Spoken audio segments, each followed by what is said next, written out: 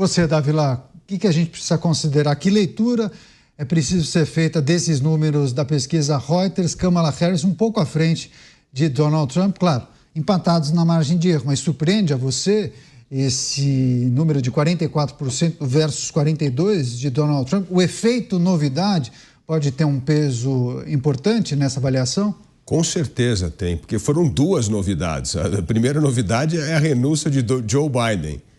Isso mostra a tal da história da grandeza, do sujeito não tão apegado ao poder, que abre mão do poder para apoiar uma outra pessoa. Segundo, foi o endosso dele, de Kamala Harris, que isso foi muito importante para rapidamente, em questão de 48 horas, aglutinar os principais caciques do partido em torno do nome de Kamala Harris, e mostrou também o poder avassalador de arrecadação que ela teve nessas 48 horas, mostrando a sua capacidade de aglutinar o partido. Então é óbvio que isso faz com que o Partido Democrata recupere o ânimo que havia perdido com o nome de Joe Biden na disputa presidencial, porque no fundo, se Joe Biden fosse o candidato, os democratas iam ter que passar a campanha inteira justificando que Joe Biden tinha condições de governar os Estados Unidos.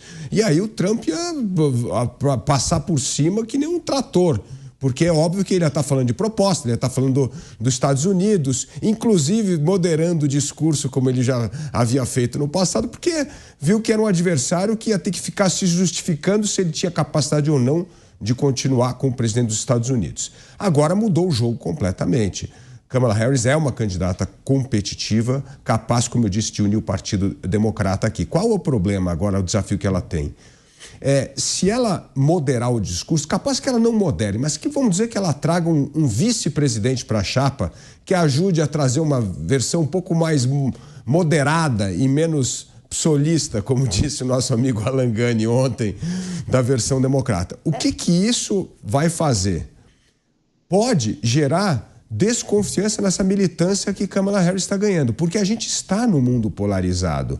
Então aqui vale um exemplo importante.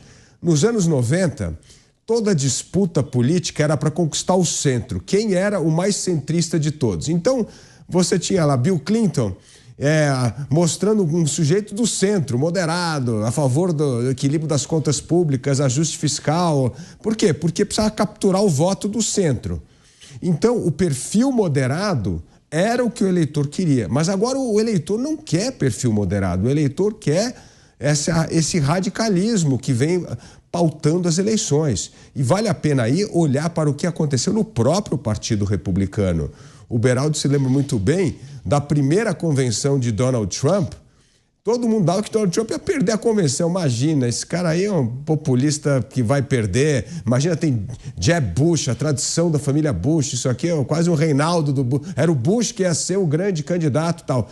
E os moderados foram destruídos nas primárias e acabou saindo Trump como o candidato do partido. Desta vez, não tinha nenhum moderado. O mais moderado era Nikki Haley. O resto era tudo trumpista. Então, não tem mais espaço para essa história da moderação nesta eleição. Então, é muito difícil a posição de Kamala Harris, porque se ela moderar, ela pode perder a base e não convencer essa turma que eu digo do trabalhador chão de fábrica que ela perdeu. E nisso, o Partido Republicano está muito tranquilo. O discurso está coeso, a proposta está coesa. Então, esta é a grande vantagem que hoje o Partido Republicano tem sobre o Partido Democrata.